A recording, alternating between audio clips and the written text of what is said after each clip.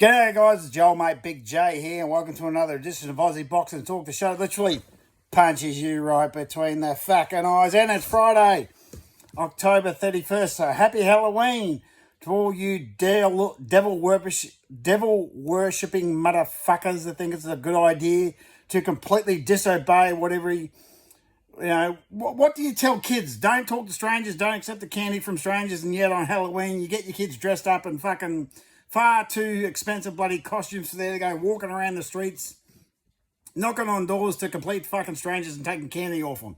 What a fucking contradiction.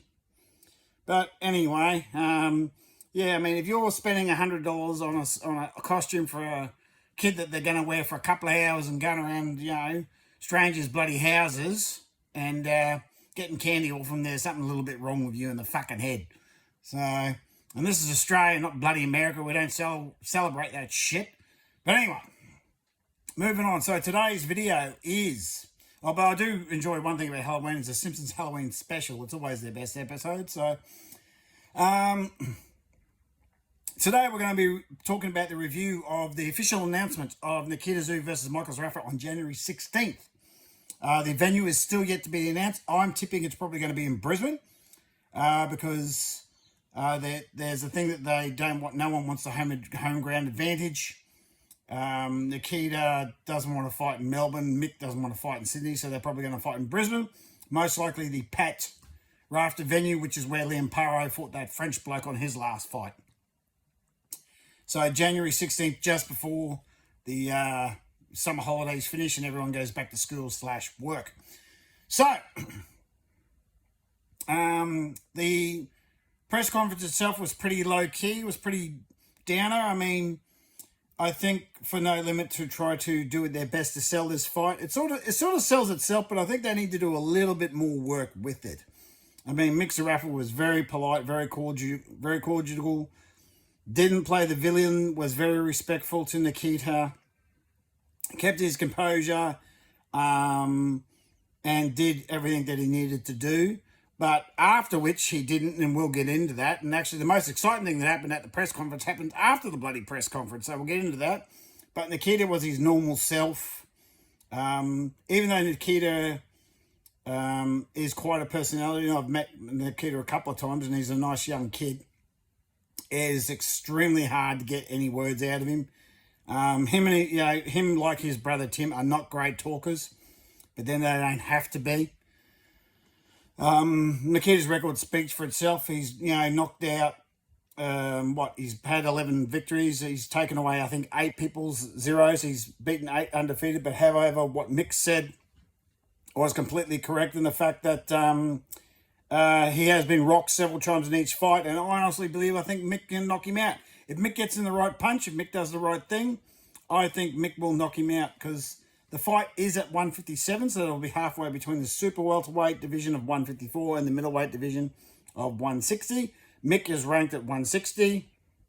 Has been campaigning at middleweight now for, probably a decade. Has fought at 154, but does compete at middleweight.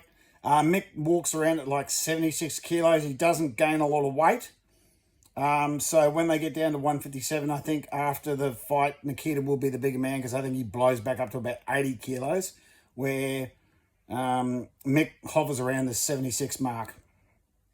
So, but Mick has experience. He's got 30. This will be his 40th fight, and this will be Nikita's 12th. So it's a bit of a manufactured rivalry, which Mick did bring up himself because the rivalry with the Zoo family is with Tim, not with Nikita. I'm getting a little bit sick of the narratives that the press keep coming down that Nikita needs to save the legacy of the Zoo family. That's fucking bullshit. You can't touch his father's legacy. His father's legacy, Kostya Tszyu will go down as the number 1 140-pound fighter of all fucking time. Even better than Terence Crawford. If Crawford fought Kostya in his day, Kostya would have knocked him the fuck out. So look what he did to Zab Judah. So, and Zab Judah was considered the Mayweather of the day. Before Mayweather was Mayweather Crawford of the day. And look what Kostya did to him, knocked him the fuck out. So, It's I really think that yeah, you can't touch Kosh's legacy. I mean, he's been retired for what 20 years now, so you can't bring up anything about Kosh because A, it's irrelevant, and B, you can't touch the man's legacy. What Tim does doesn't affect Nikita and vice versa. What really pisses me off is that the media, they always have to bring in this zoo legacy, is that they're both Kosh, Tim and Nikita are all tarred with the same brush, which is fucking horse shit. What really used to piss me off is that until Tim beat Jeff, they'd always introduce Tim as Tim, the son of Kostya Zoo. God, that used to fuck me off.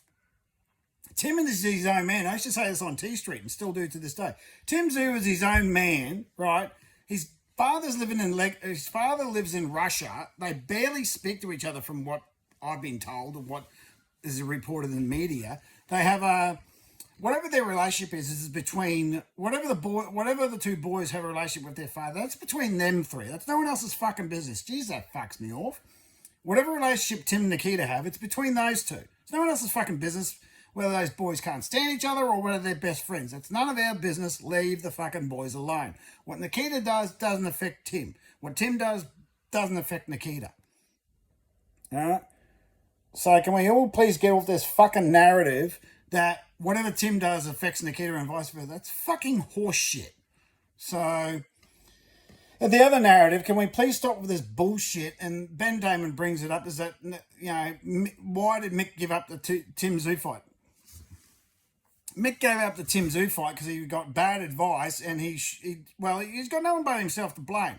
And I really think that Mick Zarafa has suffered the consequences of that fight, because that fight cost him a lot of money. I honestly believe, and I'll die on my sword on this, I honestly believe that at the time, in June 2021, when Tim was supposed to fight Mick in Newcastle, at that time in July of 2021, is that Mick would have beat Tim. I think Mick would have beat him at the time. Even now, I still think Mick's with a pretty good chance after the two beatings that Tim's been given. But then again, that's by two elite fighters, so world champions. But at the time, I honestly believe that Mick would have beaten Tim, and that Mick has been suffering the consequences of that fight ever since, because he missed out on all that money. And if he beat Tim, he would have become the number one fighter in the country, and that would have led to bigger and better opportunities. But yeah, I really want to stop this narrative that Mick pulled out of the fight because he was afraid of Tim, and bullshit, absolute bullshit. I mean, absolute bullshit. So, anyway, back onto the most exciting thing after the presser, which was it's a manufactured rivalry. There is no beef between Nikita and Mick. It's between Tim and Tim and Mick. And surprisingly, I was surprised to know that I actually read an article on this. I've spoken to him personally, because everyone knows I know Jay McAllister, as I call the chump, who's still ducking me, won't get in the fucking ring. But he actually had a bit of a tiff with Zerafa after the press conference. Now, I don't know the full details, but basically, Mick doesn't like the chump for some reason. I think he retweeted something that Jason Maloney tweeted a while back about Mick pulling out of the fight. Mick hasn't liked the chump since. Doesn't want to talk to him in any way, shape, or form, which is fine. And then apparently those two went at each other Wednesday at the presser. Right, so I've only got the chump side of things. I haven't talked to Zerafa about it yet, but I'm tending to believe, from what I'm reading and from what the chump's told me, that pretty much what he told me is what's happened.